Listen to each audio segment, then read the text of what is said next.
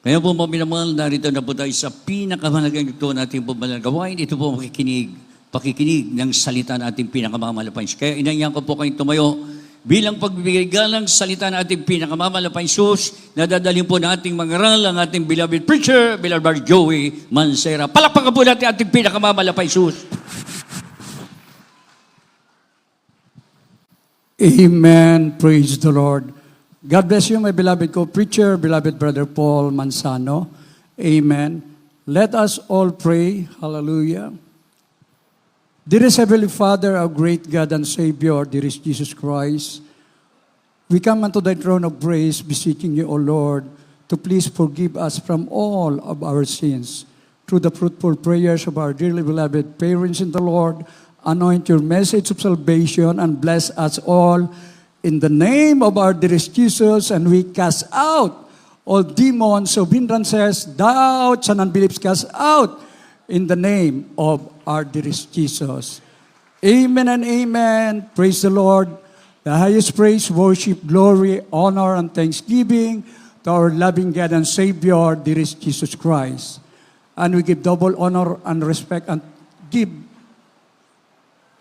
and we will always remember and cherish the blessed memories and teachings of our dearly beloved parents in the Lord, and to all the beloved Almeida family, hallelujah, to all our beloved preachers, beloved brethren, beloved visitors and webcast viewers, welcome to the royal family of God. Amen. Tunay na sa huling panahon ngayon na talagang marami po ang natatakot dahil sa mga masasambagay na nagaganap, mga minamahal ko, kalamidad, maging ang economic recession, talaga pong marami po ang naaburito, mga minamahal ko. Presently lang, kasalukuyan po ay talagang tuloy na naman ang giyera in between Iran and USA. Actually, may message ang isa ating beloved co-preacher sa dako ng Qatar. Mga minamahal ko, yung pastoral house po ron, malapit po sa base militar. Dalawang missiles ang dumaan po doon sa may tapat po nila, mga ngunit ang lahat ng ating mga kapatiran, kapwa manggagawa ay talaga pong panatag. Hindi sila natatakot dahil kasama ang ating pinakamamahal na Panginoong Hesus. Kaya sa huling panahon, don't worry. Sabi nga, fear thou not, for I am with thee. Sabi ng ating pinakamamahal na Panginoon. From the book of the prophet Isaiah, chapter 41, verse 10. Amen. The book of the prophet Isaiah, chapter 41, verse 10. Fear thou not, for I am with thee. Be not dismayed, for I am thy God. I will strengthen thee, yea, I will help thee. Yea, I will uphold thee with the right hand of my righteousness.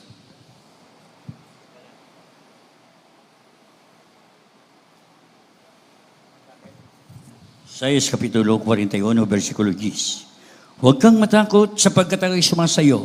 Huwag kang manlupay-pangay sapagkat ako'y iyong Diyos. Aking palalakasin ka. Oo, aking tutulungan ka. Oo, aking aalalayan ka ng kanang kamay ng aking katuwiran. Amen. Praise the Lord. If God be with you, who will be against you? Mga minamahal ko, ito'y tapat na pangako ng ating mahal na Panginoon kung ikaw ay tapat na naglilingkod sa ating dakilang Diyos. Huwag kang matakot sapagkat ako'y sumasayo. Huwag kang manlupaypay sapagkat ako ang iyong Diyos. Aking palalakasin ka. Oo, tutulungan ka. Oo, aking aalalayan ka ng kanang kamay ng aking katwiran. Mga minamahal ko, year 2000, 26 years ago, ganitong panahon yon, nandun sa bundok ng Talipaw, ang ating dearly beloved pastor with the 12 prayer warrior. Mga minamahal, ito ang unang verse na ipinangaral niya, basahin. Huwag kayong matakot sa mga abusayap. Kasi pag nag-alinlangan kayo, 99%, pugutan tayo ng ulo. 100%. Siguraduhin natin na tayo po ay sumasampalatayang lubos sa ating pinakamamahal na Panginoong Hesus. Kaya mula sa kapatagan, papunta sa kabundukan upang palayain, ipanalangin ang mga foreign hostages at ipangaral ang makapangyarihang salita ng Diyos. Bawal po yan. doon sa dako ng mga Muslim na lugar, papatayin ka. Pero 100% po ang pananampalataya ng ating dearly beloved pastor, mga minamahal ko. Dahil sigurado niya na ang kanyang pangangaral, mga minamahal ko, ito po ay may kalakip na kapangyarihan mula sa banal na espiritu. Kaya ang pananampalataya mo hindi sasandig doon sa tao kung ano yung doktrina, kung ano-ano, mga ngunit hindi nagmumula sa Diyos. Pag sa Diyos nagmumula ang kapangyarihan, mga minamahal ko, ito'y magiging patotoo. 1 Corinthians chapter 2, verse 4 and 5. Atin pong basahin. The first book of the Corinthians, chapter 2, verses 4 and 5. And my speech and my preaching was not with enticing words of man's wisdom, but in demonstration of the Spirit and of power, that your faith should not stand in the wisdom of man, but in the power of God. Dito po sa Aklat ng Unang mga taga-Korinto, Kapitulo 2, ang talatay 4 at 5. At ang aking pananalita at ang aking pangangaral ay hindi sa mga salitang panghikayat ng karunungan, kundi sa patotoo ng Espiritu at ng kapangyarihan, upang ang inyong pananampalataya ay huwag masalig sa karunungan ng mga tao, kundi sa kapangyarihan ng Diyos. Amen. Amen! Praise the Lord! Kaya nag-umpisa ang banal na gawain ito sa pananampalataya, mga minamahal ko. Ating naalala ang patotoo na kung saan doon sa dako ng Araneta Coliseum, hindi nakapagkrusada sa loob dahil kulang sa pinansyal. Doon sa harap, mga minamahal ko, yung lumang sasakyan, ipinark doon, ginawang stage. Mga minamahal, ang dagming pinagaling ang ating pinakamamahal na Panginoon. Makikita mo, nagmula noon ang lahat na nakasulat sa banner, mga minamahal ko. Kayo ba'y may mga karamdaman, wala nang pag-asa? Nais nyo ng totoong pagbabago, kapayapaan, lumapit kayo sa ating pinakamamahal na Panginoong Hesus. At yan po ay naganap sa bawat isa sa atin, mga minamahal ko. Ang sabi, ang aking pananalita at ang aking pangangaral ay hindi sa mga salitang mapanghikayat ng karunungan, kundi sa patotoo ng Espiritu ng kapangyarihan, upang ang inyong pananampalataya ay huwag masalig sa karunungan ng mga tao, kundi sa kapangyarihan ng Diyos. Jesus is the same yesterday, today, and forever. Kaya nga mga minamahal ko, nasaksihan natin sa ating kapanahunan, mga minamahal ko, dahil sa panawagan, naging way lang po yung karamdaman. Naging way lang yung problemang walang kalutasan. Naging dahil lang po na nais mo talaga ng kapayapaan. Sinubaybayan mo ang Jesus Miracle Crusade. Kakaiba ang iyong naramdaman. Walang makapigil sa iyo. Mga may kusa kang dumalo, nagpabautismo sa pangalan ni Jesus, umuwi kang may kagalingan, umuwi kang may kapayapaan, umuwi kang totoo na merong Diyos na umibig sa iyo ng lubusan. Kaya hindi ka mapigilan. Ang sasabihin mo, sino hindi maglingkod sa Diyos? Amen? Sa religion, hindi ko natagpuan ito eh. Puro punta sa ospital, yung pala pag-aari ng religion. Wala silang binabanggit na si Jesus nagpapagaling. Pero dito, ang laging sinasabi ng ating dearly beloved parents in the Lord, yung sumampalataya ka sa Diyos na lumikha sa iyo, sumampalataya ka sa Diyos na magpapagaling sa iyo, narito, walang tigil ang pagpapatotoo kahit umabot pa ng ilang taon. Madagdagan ang kanilang edad, hindi nagbabago eh. Dahil ang Diyos hindi talaga nagbabago, habang nagpapatuloy ka ng buong katapatan, tapat din ang Diyos na nagpapala sa iyo ng higit-higit pa sa iyong inaasahan, mga minamahal ko. Kasi pag umasa ka, yung pananampalataya mo ay turo lang ng tao, baliwala. Pero pag dito, ang iyong sandigan, yung kapangyarihan ng ating pinakamamahal na Panginoong Hesus, dito lang sa atin nagaganap yun. Ano mang armas, hindi tumatalab eh. Pag sumigaw ng, Hallelujah, praise the Lord! Magtataka pati mga holdapper, ba't hindi pumutok ang baril ko? Hallelujah, praise the Lord, ang katapat niya. Kinakagat ng mga makamandag na hayop, pati nga yung mga king cobra. O anong gagawin? Papasok sa pastoral, magpupuri. Ito naman mga ususerong mga iba't ibang sekta at denominasyon, patayan. Paglabas ng ating kapatid, nag-ayuno na nalangin, yung king cobra patay.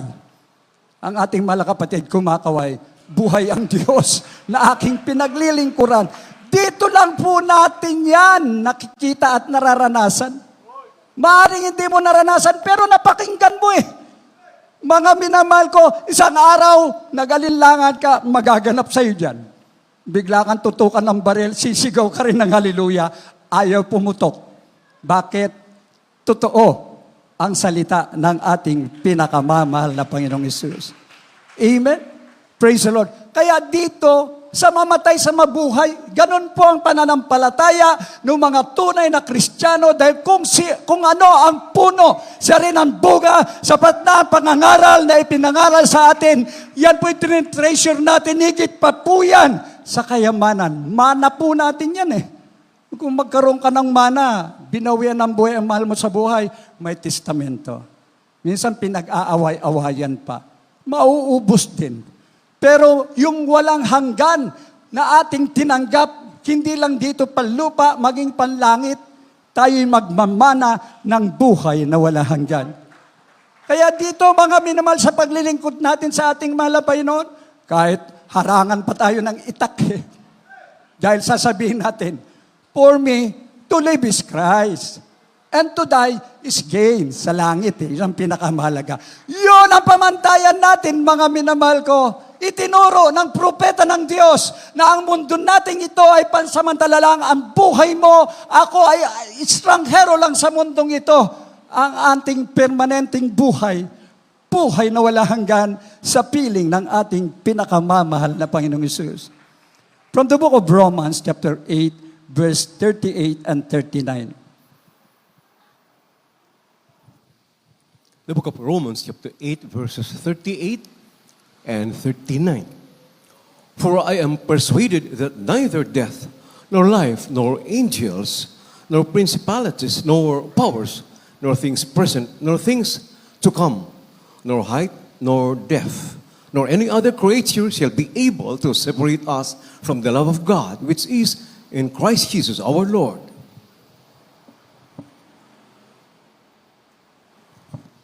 Mga taga-Roma, Kapitulo 8, versikulo 38 hanggang 39. Sapagkat ako'y naniniwalang lubos na kahit ang kamatayan man, kahit ang buhay, kahit ang mga anghel, kahit ang mga pamunuan, kahit ang mga bagay na kasalukuyan, kahit ang mga bagay na darating, kahit ang mga kapangyarihan, kahit ang kataasan, kahit ang kababaan, kahit ang alinmang ibang nilalang, ay di makapaghihiwalay sa atin sa pag-ibig ng Diyos na nasa kay Kristo Jesus na Panginoon natin. Amen.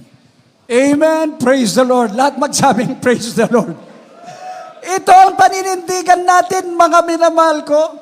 Kaya nga may incurable disease ay pinagaling. Bandang huli, pag dumating sa iyo ang karamdaman, hindi mo na kaya. Pipilitin ka nila eh. Ipasok sa ospital. Eh, ba't ka papayag? Pag ayaw, hindi pwede. Bakit? Siya ang dakilang manggagamot. Baka mamatay ka. Hindi ako takot mamatay dahil yun ay tunay na kapahingahan. Ganun lang kasimple at praktikal ang sasabihin natin sa ating mga mahal sa buhay. Huwag ikakatwiran dahil sa mga mahal sa buhay. Hindi po. Ipaunawa natin sa kanila na dito sa mundo ang buhay natin ay para ka nang nasa langit. Amen. At may pangako ang Diyos. Yun ang pinakamimithi natin eh. Na tayo'y mapa sa Diyos at makamtan natin ang walang hanggang buhay. Dahil yun ang final, mga minal, forever and ever sa ating pinakamamahal na Panginoon. Kaya sinasabi po ng banal na kasulatan, sabi ng Apostol Pablo, mga minamahal ko, sapagkat ako'y naniniwalang lubos na kahit kamatayan man, kahit ang buhay, kahit ang mga anghel, kahit ang mga pamunuan, kahit ang mga bagay na kasalukuyan, kahit ang mga bagay na darating, kahit ang mga kapangyarihan, kahit ang kataasan, kahit ang kababaan, kahit alinmang ibang nilalang, hindi makapaghihiwalay sa atin sa pag-ibig ng Diyos na nasa kay Kristo Jesus. Amen? Praise the Lord. Mawala ng lahat, huwag lang tayong mawala sa pag-ibig ng ating pinakamamahal na Panginoon. Amen? Kahit ang kamatayan. Kaya minsan, nakakalungkot naman. Pagka yung pinagaling lahat ng karamdaman mong cancer, walang pag-asa. Pag dumating ang pagsubok, na tila baga babawian ka ng buhay, sasabihin mo, itakbo niyo ako sa ospital. No. Mga minamahal ko, kung anong pinaninindigan natin dito, tatayuan natin upang maraming tao ang maniwala na ang ating pinakamamahal na Panginoong Hesus ay dakilang manggagamot. Amen? Maging kami po, na-experience namin yung mga pagsubok na ganyan. There was a time na talagang nagkaroon po ako ng karamdaman. Ako po'y nabuwal na. Mga minamahal ko dahil merong prostate enlargement. Mataas ang aking blood sugar. Mga minahal, nawalan na ako ng malay noon. Buti na lang, alam ng pamilya ko, sa mamatay sa mabuhay, sa Diyos ako nagtitiwala. Walang ospital. Pero mga minamahal, may bumubulong sa akin habang wala na akong malay, pero may naririnig ako. Sabi ng dyablo. Ay sabi ng mga alipores niya, mga demonyo, patayin na natin. Sabi ng dyablo, huwag. Dahil pag namatay yan, diretso sa langit Amen? Ngunit, pag yan ay nabuhay, ganun din. Kaya wala tayong pagpipilian, hayaan nyo na lang. Ang kailangan pabagsakin natin ay ang kanyang pananampalataya. Yan pala ang layunin ng dyablo sa mundo nating kinagagalawan, mga minamahal ko, upang tuksuhin tayo, umalis tayo sa pananampalataya. Ngunit sinabi ng banal na kasulatan, mga minamahal ko, ang mamatay ay pakinabang, mga minamahal. Kaya idinideklara natin, yea, though I walk through the valley of shadow of death, I will fear no evil. Bawian ka ng buhay, salamat, nandun ka na sa piling ng ating malapay noon. Ngunit hindi po yun naganap dahil nga sa paninindigan na hindi ka pababayaan ng ating pinakamamahal na Panginoon Jesus. Di sana, nandun na ako sa libingan. Wala nang mga ngaral. Isa sa mga pinagpalang mga ngaral, kinahabagan lamang ng Diyos, ay matagal ng 1 year ago na yun patay na ako. Pero ako na magsasabi sa inyo, let's fight a good fight of faith. Mga minamahal ko, walang makakahadlang sa atin. Ang mahalaga, nakatingin tayo sa ating pinakamamahal na Panginoon. Lagi nating inaalala ang pangangaral ng ating dearly beloved parents in the Lord. Maiksi lang naman yun, pagpatapos na ang banal na gayon. Mga minamahal, huwag kayong a-absent. Ibig sabihin, lagi kayong present sa gawain, anytime dumating ang ating mahal na Panginoon sa oras ng gawain, mas maganda. Dahil ang lahat ng mga matatapat na anak nandoon dumadalo. Amen? Pag yan na napanindigan mo yan, ako na magsasabi sa inyo, you will be used by our loving God sa patotoo, sa lahat ng bagay. Dahil alam mo, mas mahalaga ang ikaw ay makasigurado sa buhay na walang hanggan. Amen? Praise the Lord. Kaya nga, lagi nating alalahanin. We will always remember, hear, and obey ang ating beloved parents in the Lord. Amen? Gayahin natin ang kanilang pananampalataya at pamumuhay. Hebrews chapter 13, verse 7. Amen. The book of Hebrews chapter 13, verse 7. Remember them which have the rule over you, who have spoken to you the word of God, whose faith follow, considering the end of their conversation.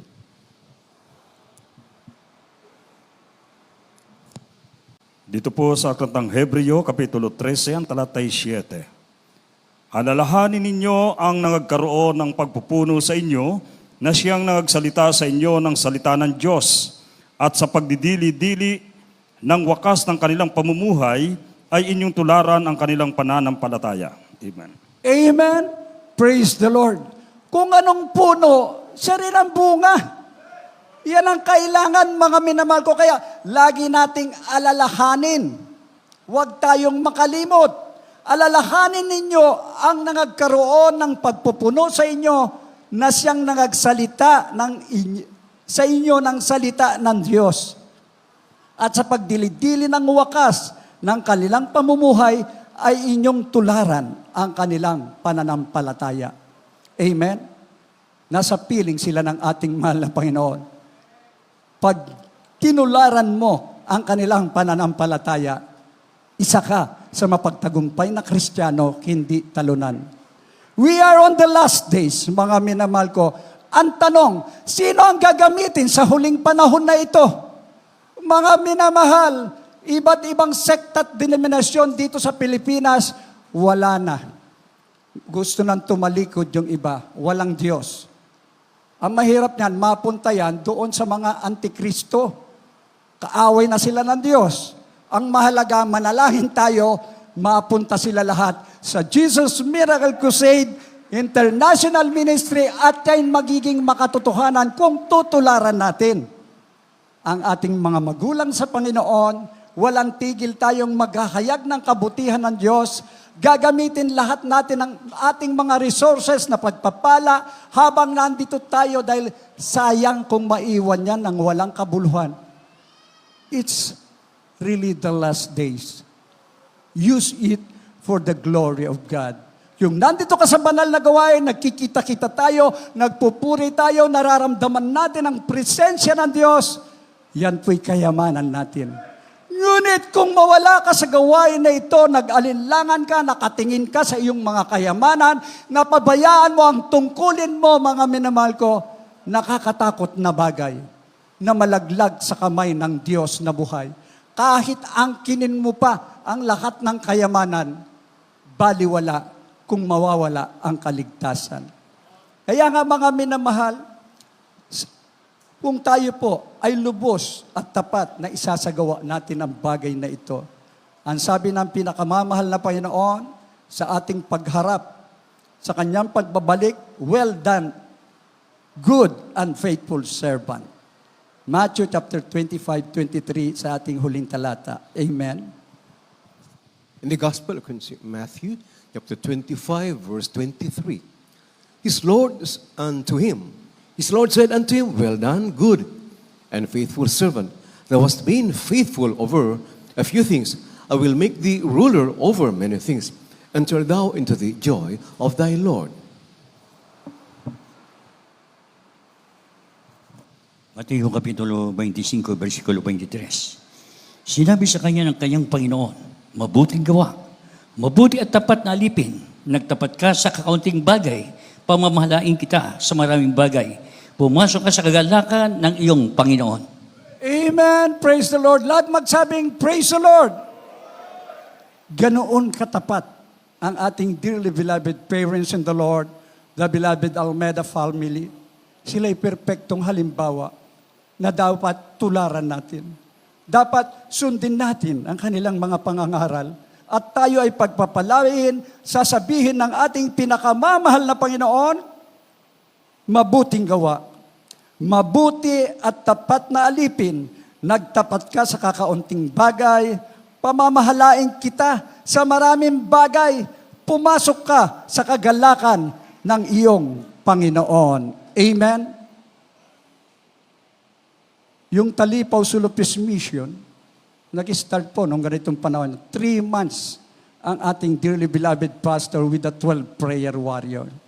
Kumukot siya, maging ang ibang mga sekta at denominasyon, maging ating government, dahil akala nila makukuha lahat ang tagumpay sa magitan ng armas. Ngunit pinatunayan lang sa Talipaw Sulu, Peace Mission, walang armas na nagtagumpay. Kung ang katwiran ng Diyos ay sumasayo, kaya ipinangangaldakan, pinagsisigawan ng ating dearly beloved parents in the Lord, fear not, for I am with thee. Be not dismayed, for I am thy God. I will strengthen thee, I will uphold thee with thy right hand of thy righteousness. Amen? Praise the Lord. Kaya sabi ng ating mahal na Panginoon, pumasok ka sa kagalakan ng iyong Panginoon.